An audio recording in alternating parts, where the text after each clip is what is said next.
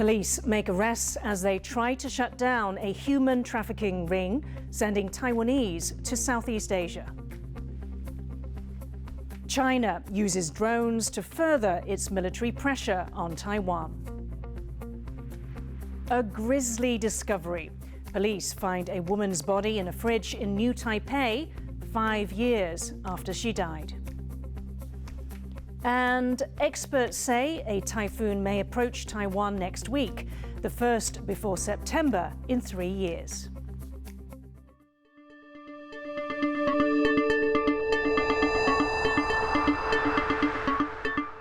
A warm welcome to TaiwanPlus News. I'm Yin Khvat. Police have arrested a woman thought to be one of the ringleaders behind a human trafficking ring. The scam has seen potentially thousands of Taiwanese tricked into going to Southeast Asia with promises of high-paying jobs. But as John Van Trieste reports, it's only the latest development in a case that has shocked the country, with some arguing whether the government is doing enough to get victims home. At first, it seemed clear who were the victims and who were the perpetrators. Thai police stopped a suspicious group of Taiwanese traveling through Bangkok Sunday, suspecting that some were being trafficked. They sent 9 back to Taiwan and detained the rest. But back in Taiwan, police now say not all was as it seemed. They've arrested one of the 9, who they say was only pretending to be a victim.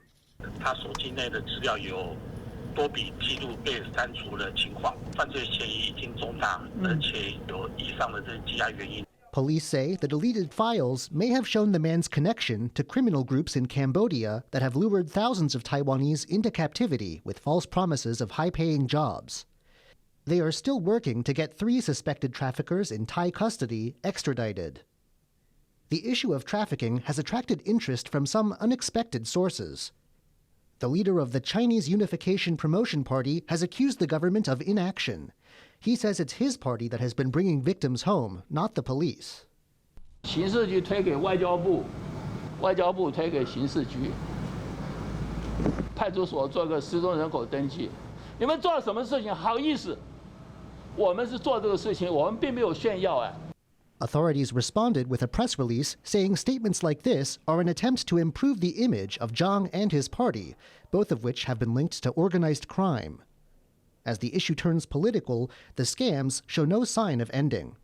Social welfare groups say young people with no family are being targeted, raising fears that the true number of victims may take a long time to establish. James Rayner and John Van Trieste for TaiwanPlus. Why are a growing number of Taiwanese people falling prey to human traffickers? To find out, TaiwanPlus reporter John Van Trieste spoke with the Executive Director of Amnesty International Taiwan, Cho Yiling. Usually when we hear about human trafficking, we hear stories of people from developing countries being brought into countries that are maybe better off.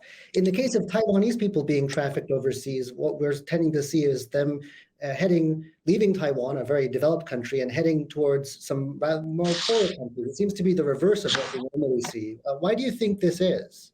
So the difference between the highest and the lowest household income is now is 6.13 times, which is the highest record in 8 years. So the gap between the highest and the lowest income is huge. And also, when we saw the trafficking cases, the scams also usually take advantage of the fragility of humanity. So is it not only relevant to the education level? Everyone might dissatisfied with life, or so that's the cause or the desire for them to persuade a better life in other countries. Scam is also carried out by using this kind of weakness of human beings. And also we saw that many scams relied on some personal relationship, especially for friends or acquaintance. Usually will put down our precaution, and therefore it's easily for people to fall into the traps. What sorts of laws are on the books in Taiwan against human trafficking? It seems that at least some of the perpetrators, in addition to the victims, are Taiwanese. If they were to be sent home to face justice here in Taiwan, what punishments could these traffickers face? We have Human Trafficking Prevention Act in Taiwan. So you can see that Taiwan is even ranked as the first grade for battling the human trafficking in the U.S. TIP report every year. And also in the Article 34 of Human Trafficking Prevention Act, if anyone using such means as force, threat, intimidation, confinement, fraud against another person's will to force him or her to again harvesting for profit, that they will could be sentenced to in prison for over 7 years, or maybe fined up to New Taiwanese dollars 7 million. What are organizations like Amnesty International doing to help make sure that victims are safe and are able to get home safely? We do notice that the human trafficking issues is a very serious crime which happened in the area. So it's not only happening in Taiwan, but also in many ASEAN countries such as Cambodia, and others. So it's a long-standing problem in this region. So we will keep monitor and also call on the Taiwanese government, the Cambodia government, or even the ASEAN countries to work together to combat human trafficking issues in this region. Taiwan's defense ministry says Beijing is conducting cognitive warfare by releasing footage claiming to show military drills happening close to the outlying Penghu Islands. The footage shows fighter jets in the air and includes a shot of the islands that appears to be taken from the cockpit of a plane. It's part of combat training exercises that took place on Monday, according to a Chinese military spokesperson. Taiwan's military responded by publishing a map to show that the Chinese aircraft were actually far outside Taiwan's territorial airspace. When asked about the incident, officials denounced the footage as an attempt to intimidate Taiwan and said they were in control of the situation. 中共运用认知战等相关的伎俩来浮夸来说明他们多么接近我们的澎湖，我想那都是不争的事实。更何况我们国军呢都是随时监控、随时应处。 Now, there's another tactic that China used in its military exercises this month, a tactic that experts say could become the new normal. Drones were deployed over Taiwan's offshore islands in the drills ordered by Beijing to protest US House Speaker Nancy Pelosi's visit to Taipei. Analysts say China is trying to degrade Taiwan's military. Reinhold Kirkpatrick explains. In the skies over Taiwan, a new threat appears on the horizon.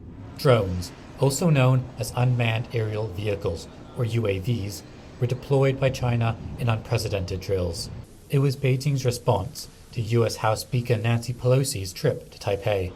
Analysts say it was a new theater for the Chinese People's Liberation Army drones, but a well-worn tactic. The PLA does have a precedent of using UAVs as a means of maintaining presence and persistent surveillance of disputed waters, including in the East China Sea and in the vicinity of the Senkaku Diaoyu Islands. But the use of UAVs with these types of pressure tactics or coercive exercises is a bit more of a new phenomenon. Like China's incursions into Taiwan's air defense zone, the use of these drones is seen as having a psychological effect, chipping away at morale and faith in the armed forces.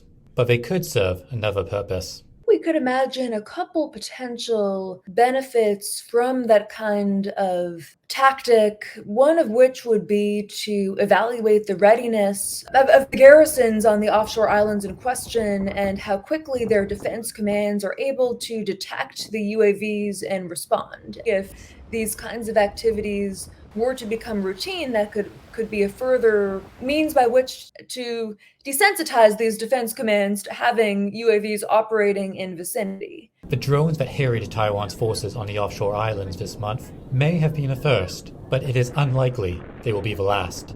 I think we can expect to see the continuation and, if anything, escalation of these types of activities, because UAVs are a very useful instrument for these kinds of pressure campaigns or punitive measures. The advantage from Beijing's perspective is that they can increase the pressures, can try to provoke a response psychologically, but with lesser likelihood of an accident that could result in a fatality and with less costs in terms of sort of the wear and tear on manned aircraft and assets. As China continues advancing in drone technology, Taiwan faces a serious challenge. In this new realm, the rules of engagement are opaque. To meet it, Taiwan is developing its own capacity, both to engage enemy drones and to produce its own UAVs, defending the country's skies in the face of new threats. Ryan Hill-Kilpatrick for TaiwanPlus. A man has died after being shot at a hospital in Kaohsiung in southern Taiwan. The gunman burst into the waiting area and fired at the man, hitting him in the head and chest and then fleeing. Authorities have taken a suspect into custody, someone they say has a history with the victim. Police in northern Taiwan's New Taipei city have discovered a body hidden in the refrigerator of a family home. Family members admitted that they stored the body of their grandmother there for 5 years. 那据同住的家属表示呢，是因为没有钱可以下葬，所以才有这样的行为。那警方目前呢，已经将遗体移往殡仪馆冰存。 While police say they do not suspect foul play, they are still investigating the case. The family continued to collect benefits in the grandmother's name, receiving over $21,000. The number of workers on unpaid leave in Taiwan rose slightly over the past week to just over 19,000. The Ministry of Labour says the uptick came mostly in the manufacturing sector due to unstable orders and supply chain constraints. Earlier this month, Taiwan cut its GDP growth forecast for the year by 0.15% to 3.76%. Driven mostly by weaker exports and dampened consumption. But officials say the number of unpaid workers on leave in hospitality and tourism is now falling as more people begin travelling again. 南部、东部都各有一家100多人的这个饭店停止实施或提早停止实施。南部的 KTV， 这个业者的话大概有120多人停止实施。所以整体上来讲的话，这个相关的效应目前看起来还算是往平稳的方向来发展。 Taiwan's pilots union is calling on the government to scrap quarantine restrictions for flight crews ahead of an expected uptick in international travel. As Ken Ning reports, the country's pilots and cabin staff still face some of the world's tightest regulations. Another meal alone. When flight crew from Taiwan arrive in a foreign country, they are immediately taken into quarantine and locked in a room with a single-use key until it is time for them to leave for their return flight. Outside of their hotels, they often see people living normal lives, with no one wearing a mask. 机组人也是人，我们也有我们的人权跟我们移动的自由。一次性房卡，还有只能在房间里头用餐这样的一个情况，其实已经构成了拘禁这样的一个事实。 Taiwan's pilots have been living under these conditions for 2 years. The only other country in the world with such strict regulations for flight crew is China. The pilots' union argues that the risk of getting COVID-19 is higher in Taiwan than in most other countries, and is calling for the government to completely end overseas quarantine requirements. But authorities say that it is unlikely to happen anytime soon. 针对这个机组员在这2个月之间的染疫的情形做一个评估。 那这评估之后才有办法，就是针对这个后续他们在站外要不要放宽的部分来做一个就是在专家会议里面进行，看要怎么一个松绑。With more flights starting to fly in and out of Taiwan as the country's borders slowly open, flight crews will have to navigate an increasing workload, all while remaining isolated from a quick return to normal life. Patrick Chen and Ken Ning for TaiwanPlus. The controversial Taipei Dome project is once again in the spotlight ahead of the capital's upcoming election for mayor. The new stadium was originally set to begin trial operations in October, but the opening has been postponed again after the building failed a fire safety inspection last month. The delay means the dome is unlikely to be open before the end of the current mayor's term. Kaohsiung says the ruling Democratic Progressive Party, or DPP, is sabotaging the project.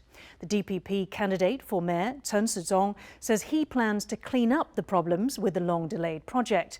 The Taipei Dome was first proposed in 1990 and has since faced several setbacks related to corruption, environmental concerns and safety issues. A new safety check has been scheduled for late August. Weather experts are watching for a possible typhoon that could develop near Taiwan next week. If the storm comes, it would break an unusual streak of 2 years with no typhoon warnings in the first 8 months of the year. The country's typhoon season usually runs from July to September, with most typhoons occurring in August. This year, the Weather Bureau has yet to issue a single typhoon warning. In fact, the hot weather and lack of storms have caused a drought in the normally rainy northern port city of Geelong, prompting the city's mayor to call on citizens to conserve water. Coming up, how failure was the best teacher for one Taiwanese circus performer. Details after the break.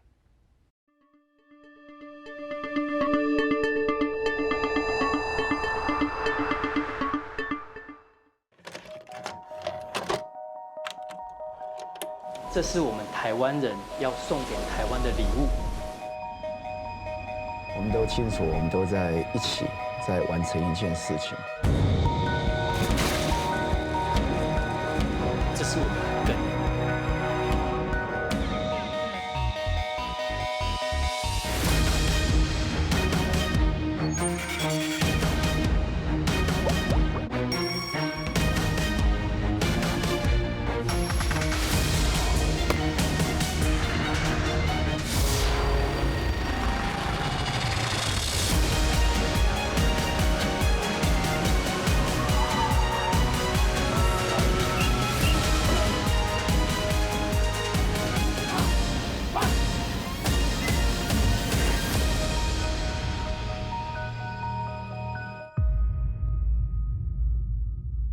For more stories from around the world and from right here in Changhua County, Taiwan, visit www.taiwanplus.com. Right? He says moo.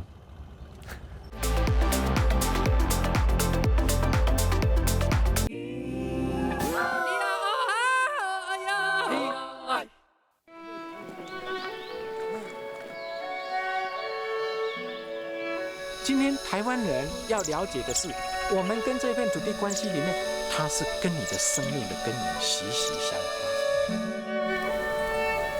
像这个红块、扁柏等等，它们都是台湾的神明。长期以来，我一直误以为我在抢救山林，直到最近10年来，我才了解，我从来没有抢救山林，而是山林从来在抢救我们。我们的地球46亿年来，我们就是它的一部分，它就是我们共同的灵魂，流传在我的血液中，也流动在树叶当中。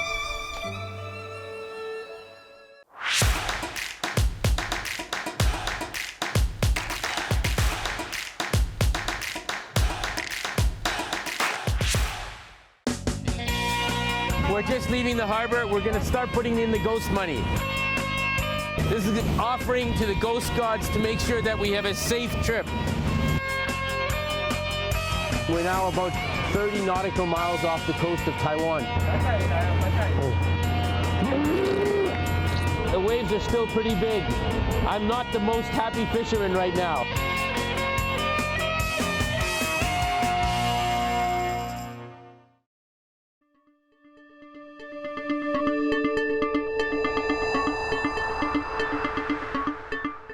Welcome back. You're watching Taiwan Plus News. Taiwanese manufacturing giant Foxconn has told TaiwanPlus that power cuts in China are, quote, not having a significant impact on the company. Earlier this week, the authorities in Sichuan province ordered factories to shut for 6 days amid one of the fiercest heat waves in decades to ensure enough power could be supplied to residents in the region. Sichuan is a critical manufacturing base for several of the world's largest electronics companies, including Foxconn, who supplies Apple and Intel. The shutdowns have raised fears of yet more trouble for global supply chains. As Russia's invasion of Ukraine nears the 6-month mark, world leaders continue to seek solutions to the conflict.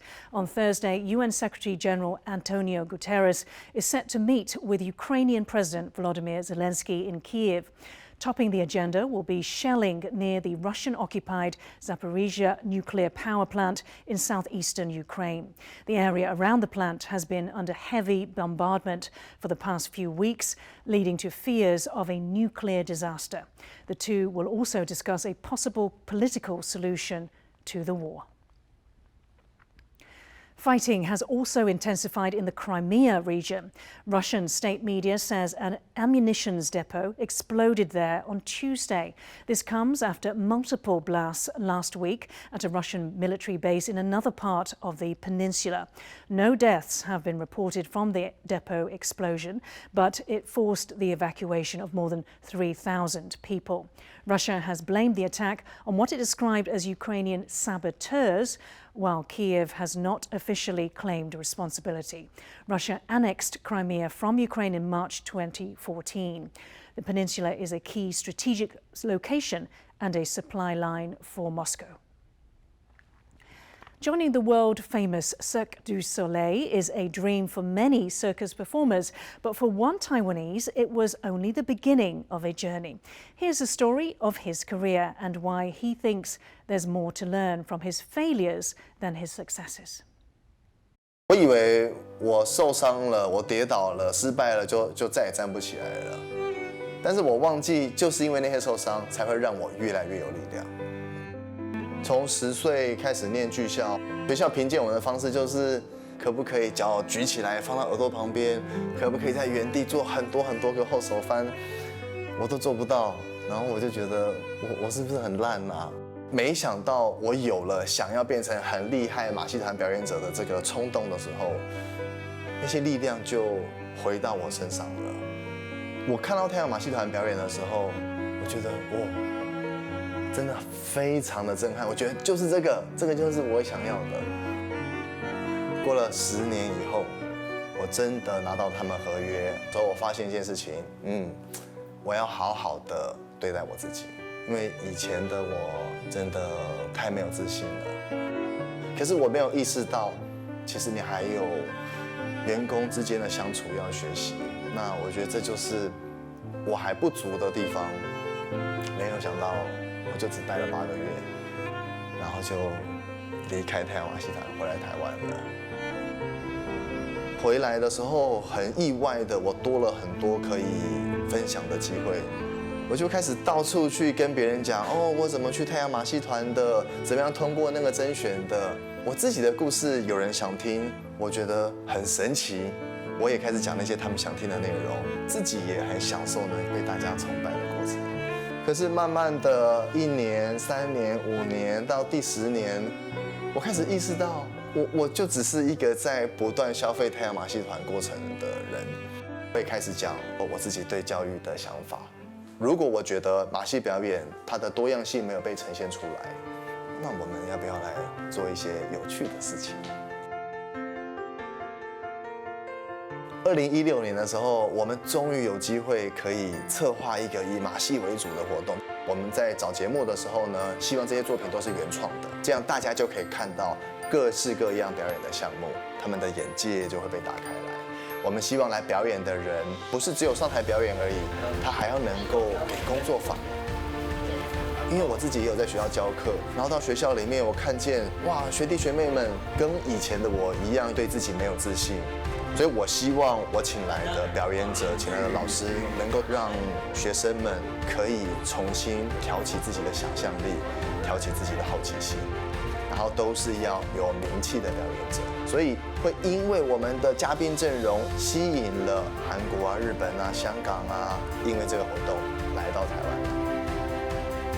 我们每年都固定会办定勾机热血大乱斗，它是邀请各个不同领域的表演者、玩家、同好聚在一起 battle。